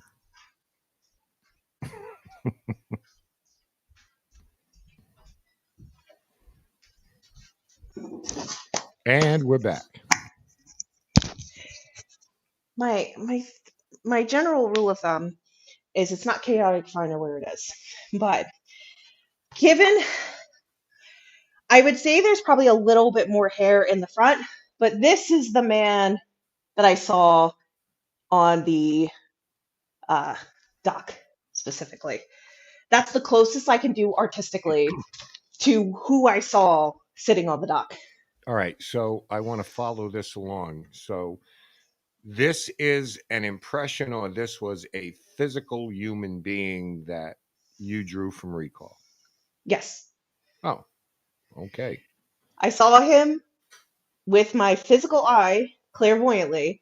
Yeah. And while I'm not the best artist, I did my best to kind of highlight the features that I could remember that were most prominent. Like faces can be a little hard for me, but there was particulars about his nose, his hairline, the age under his eyes, and by like where his crow's feet would sit, the way his cheekbones rounded out, and how his beard was a lot shorter than what I've seen depicted previously. Like it was more like to here. And he was dressed rather casually and he was very tall. I would say he was taller than I'm 5'9", and I would say that he was at least somewhere between maybe 5'11" to 6 foot by the How way he how sat to where how I old? sat. How old How would you old? I would okay, I'm going to be honest with you, hard for me to gauge given the time period how old he could have been, but if I had to guess, Yeah. mm, he looked like he could have been in his mid 30s to 40s based off of the age of his Really? face. That's what he I'm going based solely off of the But age that he this looked. is how he presented. He Because we've looked seen that kind of thing before where someone can present themselves at a different age. I wouldn't say he looked very old, but he looked like somebody who had been through a lot of stress, the Yeah. sun, Yeah. and that makes it harder for me to gauge the age. But I would definitely, if I had to pick an age range, I would say 30s Hmm. specifically. Hmm. And he was a little bit like, he was kind of a little, he wasn't like super wide build, but he wasn't narrow. He was like an in between, like stock. He was a little stocky, but not so much that he was humongous. Right. And he had a slimmer look to him, but he was had a little bit of bulk in the middle, not like heavy, but he had a little bit of like he ate well, Hmm. kind of body shape. And he was very calm. And it wasn't until after the fact that I found out that he had suffered syphilis at the end of his life. And he was not like in like this like kind of way. He was very chill, very Hmm. just like, all right, I'm here with the fish. How are That you today? that is beyond cool, and I hope you can get back there. Like Oh, we're going. Don't you worry about a thing. you know what I'm We're starting to plan out when the next time to go to Bath. We hope to double up. And since he was beheaded in Ocracoke, there's a story in Ocracoke that his headless body walks the beaches of where he had died. saying. And I wanted to get out there and hope I could do something, but also go back to Bath and be like, "Hi, Blackbeard, how you doing?" Because I asked him if he would like let us know what his name was, like what did he know himself as, and he just kept repeating Edward. He Right. didn't say Blackbeard. He said Edward Yeah. specifically. Yeah. Yeah. I mean, these were monikers that were given pirates often because of some of their exploits, you Hmm. know, Redbeard, Blackbeard, whatever. Um, you got to let us know how that comes out. Oh, I will. Don't you worry. Wanted to, before we, called it a night tonight, I wanted you to talk a little bit about things like intuition, energy, those type of things. Hmm. This is a different, let's just put it, this is a different time we live in now. Mm. There is an awful lot of, you know, there's a lot coming at us. It's an overload Hmm. sometimes. Energetically, people feel drained. Hmm. Um, So, I guess my question is, how do you feel people should cope? Because especially when you're around people that are just an energy drain on you, this is probably, the interaction, the human interaction is probably the worst. There's enough social media, there's enough news, there's enough information overload. But I think COVID kind of turned us around because people became very isolated. And there was a little bit of a paradigm shift, I think, going on all over the world. Some people have reconciled it, and some people just never did. They lost Hmm. the a little bit of their ability to interact, Hmm. which is not what your phone wants you to do anyway. They don't want you to interact with people. But we Hmm. hear this a lot where people are just in bad situations around people who are just a drain on their energy and their emotions. So I really wanted you to talk to those people specifically that may be going through a lot of that right Hmm. now, and how they can have a coping mechanism. I mean, even if it's just to tell people to F off, I mean, that's Hmm. fine too. But I really want you to as an energy worker to kind of speak to those folks a little bit, because we hear from them a lot, to be honest with you. Hmm. This is actually a sentiment that I've been seeing a lot within, um, I would say the last couple of months with the people that I've been seeing is how do I handle this, Hmm. all of this? And a couple of things. So, on the personal way, you had said, oh, just tell them to F off. That's part of it. Boundaries that you make physically with your words are the same thing as setting intentions of protection for yourself, spiritually speaking. Hmm. And but the thing of it is that the biggest drawback that I've been seeing, and I say this in the most kindest possible, is people almost don't believe that they're allowed to do that or that they have enough standing to be able to say, leave me alone. I need space. But you do. You, as you are doing your best. And that's the best you can do. You are not required to keep up with the Joneses. You are not required to put yourself out there for others if you cannot. You have to worry about you first. Because if you can't energize yourself, no one else is going to do that for you. I have been pulling this one card specifically in consultations that I called the soup card. And it's a little guy holding a big pot to the sky. Hmm. And the message behind it really comes down to being willing to allow abundance into your life, but controlling what that abundance looks like. So always remember that you can make as much soup as you want, but you can also close the lid and say, I'm full. And that's okay. Hmm. But you have to allow yourself the space to know that for yourself and give yourself the grace to do that. And when you do that, spiritually, it resonates. So that would be Yeah, my best advice on putting that it out one there. specifically. It was also funny too, because I was looking at chat, and I don't know how everybody in chat, and thank you, each and every one of you. A lot of new names tonight. Great to see you. Thank you for joining us tonight. You guys are awesome. But people were talking about somewhere along the line talking to themselves. I'm I not saw that.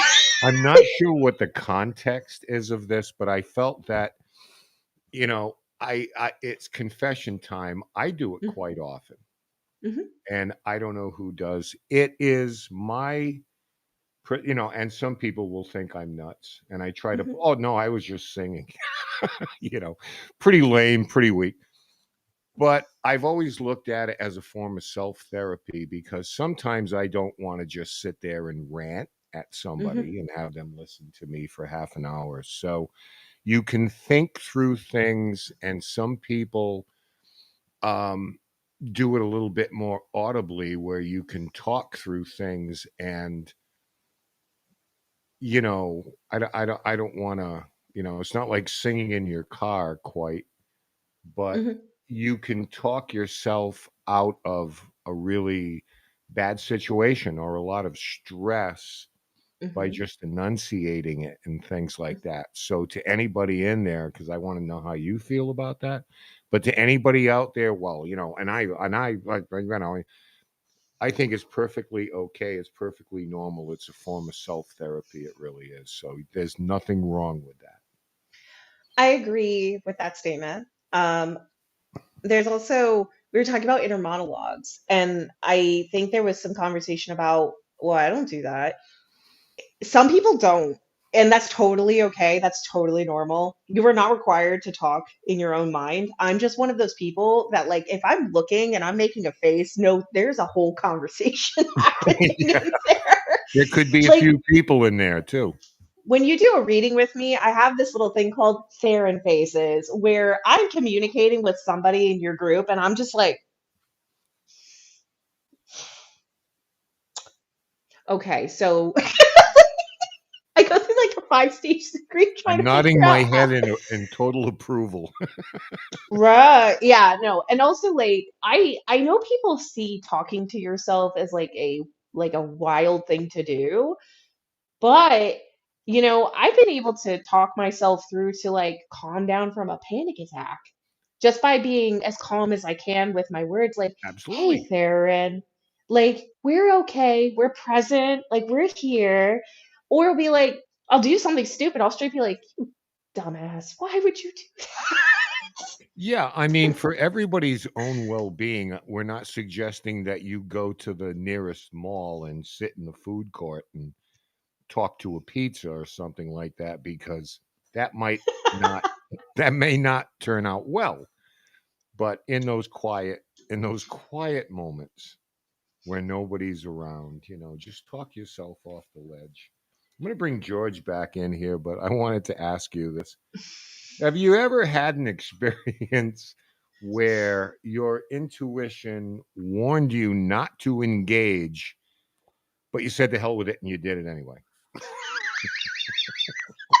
You I thought it don't through. believe You thought it through, and all the bad things and all the negative things that could happen, and you went the hell ahead and did it anyway. so.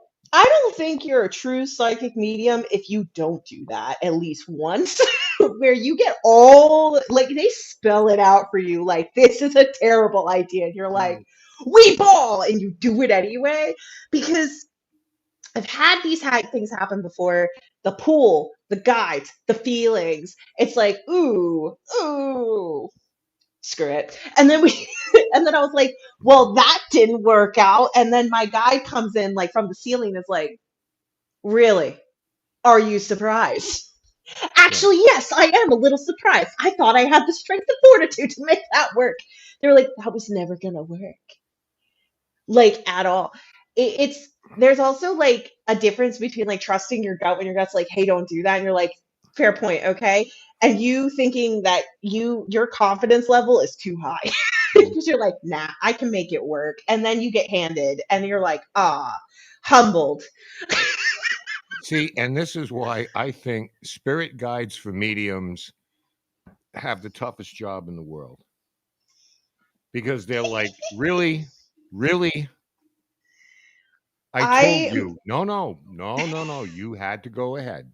You had to go ahead. What do I know? I'm just a spirit guide. No, no. by all means, go ahead.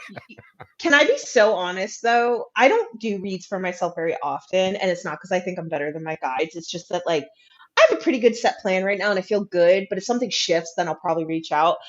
More often than not, when I'm like, "Hey guides, insight, thoughts, feelings," it's usually you don't ask for help enough, and I'm like, "What Right. do you mean?" Me sitting here doing 18 tasks at once. I don't know what you're I'm sorry, I didn't see you sitting there. Yeah, right. and you'd think like, but also as a psychic, I've also talked about the fact that I forget I can do that sometimes. So when I'm like, wow, this is kind of wild. I wonder what's going on. My partner, are you not Tharyn beyond the veil? I was like, oh yeah, I Right. forgot. When you see your spirit guide down the end of the bar just doing shots, then you know you got to reassess some things.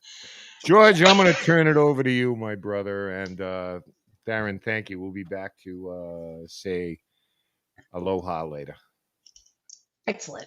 Yeah, we'll close it out here pretty quick. I just wanted to touch on a few more things also. What you do, is it a situation where it's invasive on both sides?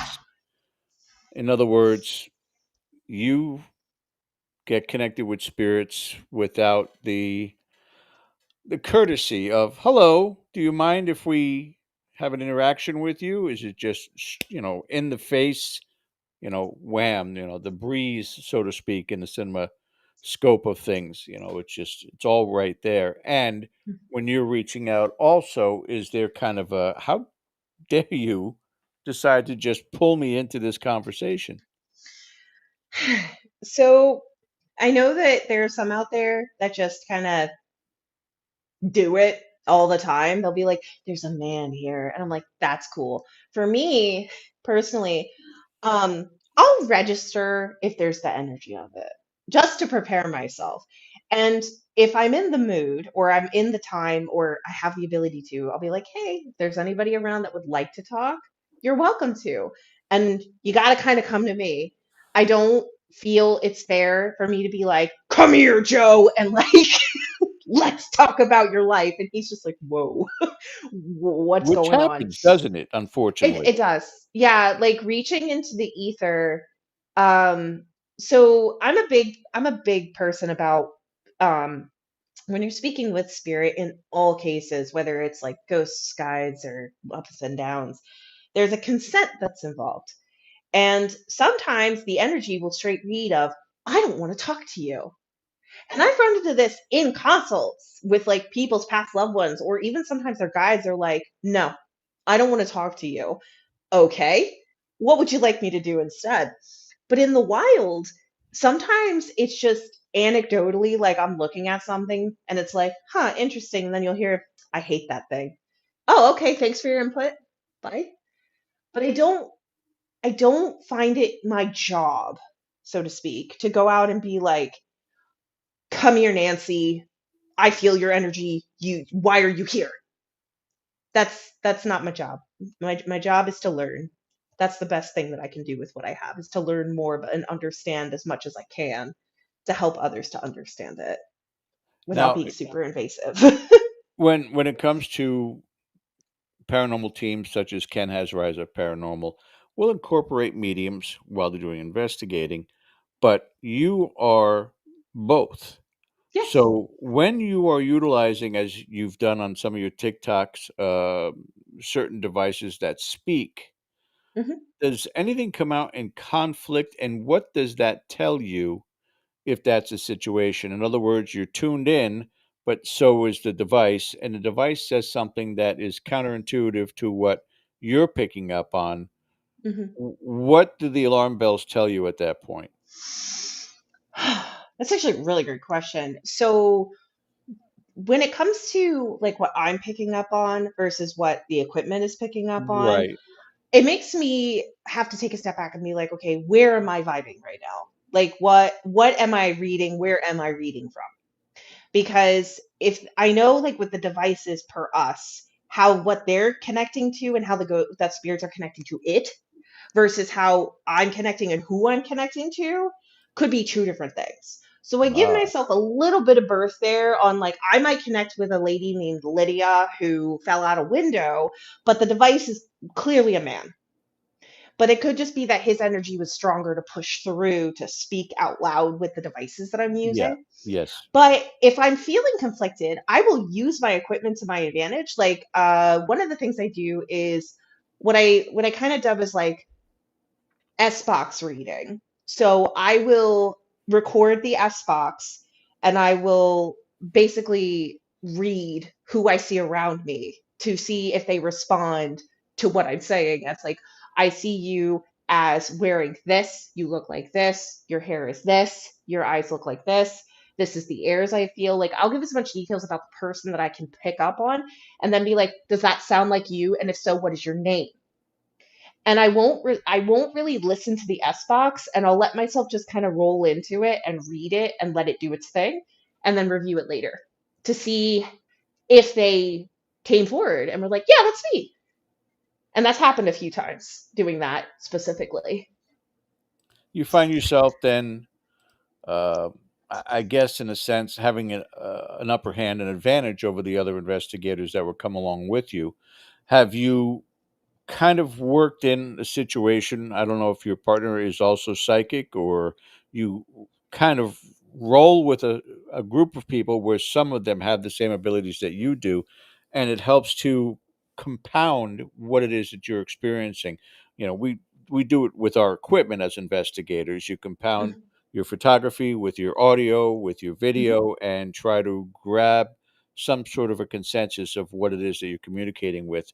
How do mhm. you work that scenario? Do you work in tandem with each other, or is it just a free for all? I got this. Well, I got this. This is different. So this is actually something that when my partner and I are working together, because she's a very talented psychic as well, we separate and she'll Smart. do hers first and I'll do mine second.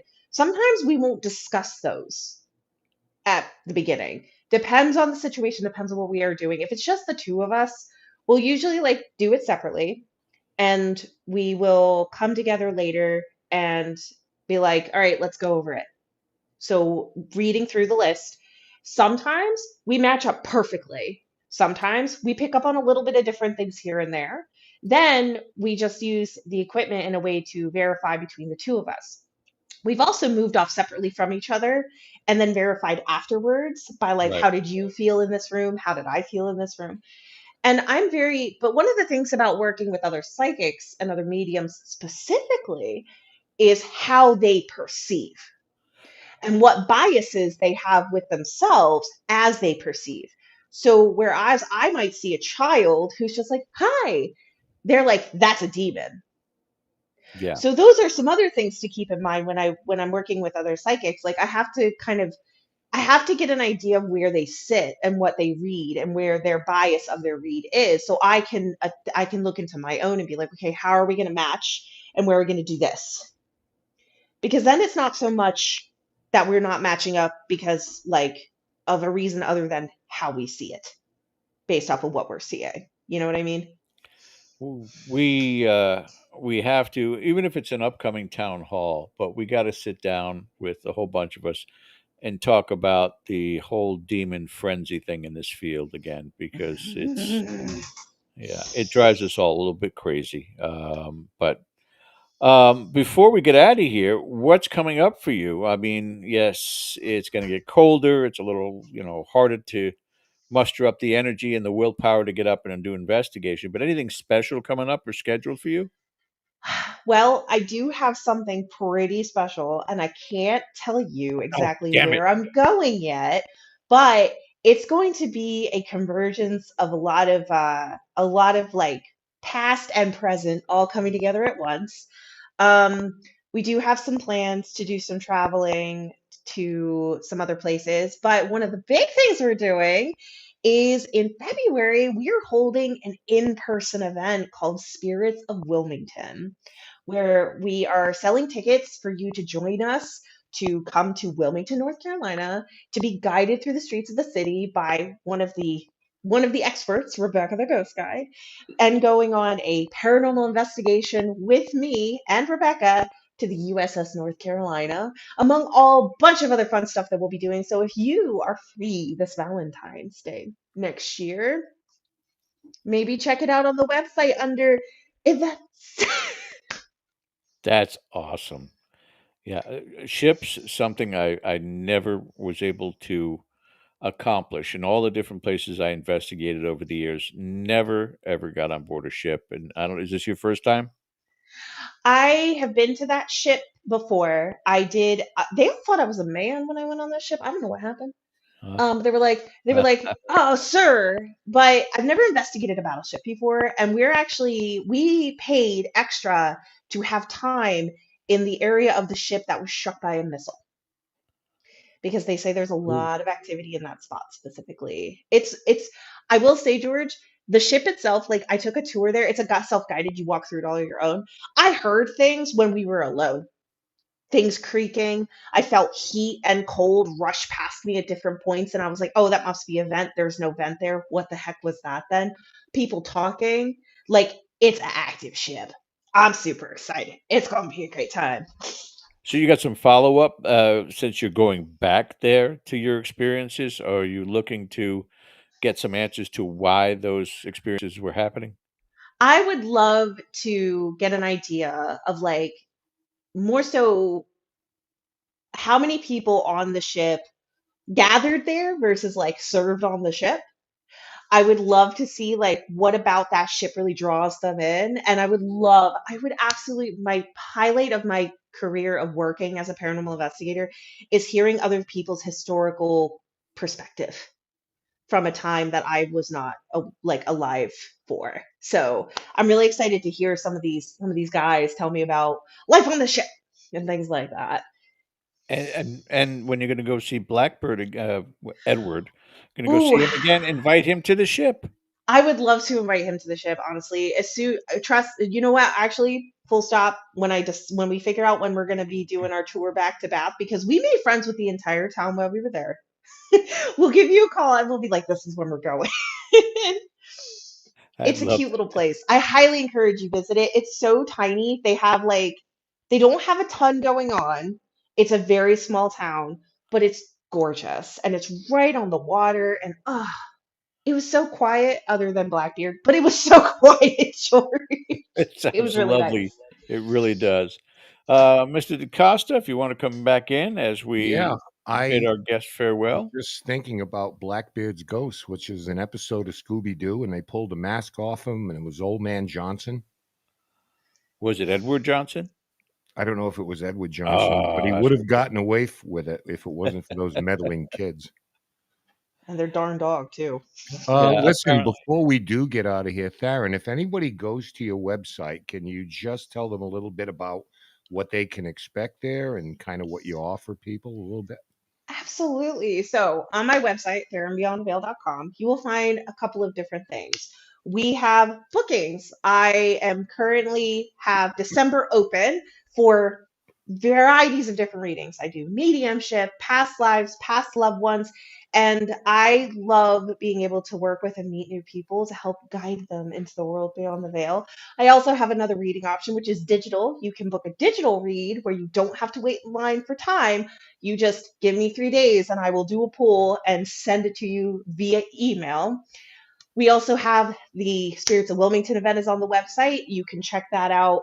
It'll be in like the search, like the navigation bar, as well as our spirituality crew membership. If you have an interest in growing your spiritual abilities, we offer monthly workshops and hangouts, private community, and a private side of the website where you can watch all the things that we're learning. And we bring in guests, like we had a therapist that came on, other practitioners coming in, and you get to learn all of the basics in the expanded world of what spirituality can look like so that you can go on the journey to learn for it yourself. And also, what else do I even have on my website at this point? I think that's it, actually. That's I forget how busy I am until I have to think about that is it. good enough. So that is something that you most definitely want to check out. Um, TharynBeyondTheVeil.com, ladies and gentlemen. It's Yes. always so great to be with you guys. Every time I see some wild paranormal stuff happen, I'm like, oh, I wonder if George and Ken have seen this yet. My goal at some point is to have you come out with us, Rise Up Paranormal, Absolutely. somewhere. I would love to have that happen because I think that would be a grand old time. Oh yeah. Honestly, like I am starting to plan out my 2026, Good for which you. is open, right? I actually did something really rare. I took an entire month off. I took all of February off to focus on the event and to breathe. That's a thing people like to do. And I would love to take time to travel and go out with friends and like collab together and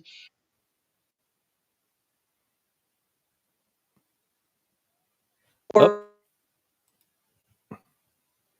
we lost her last minute there. Are you there? There she is. Oh, We lost audio though.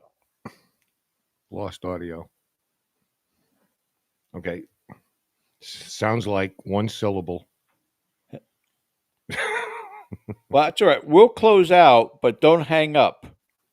Stay on with us for after the show. But I want to thank everybody for joining us tonight. Tomorrow night, Town Hall, 8 p.m. as usual, guys. And again, thank you very much for your attendance this evening. It's always great to have you here with us. We'll see you next week. Until then, you've been watching Dead Air Live on the Dead Air Full Spectrum channel. Have a great rest of your week. Stay warm.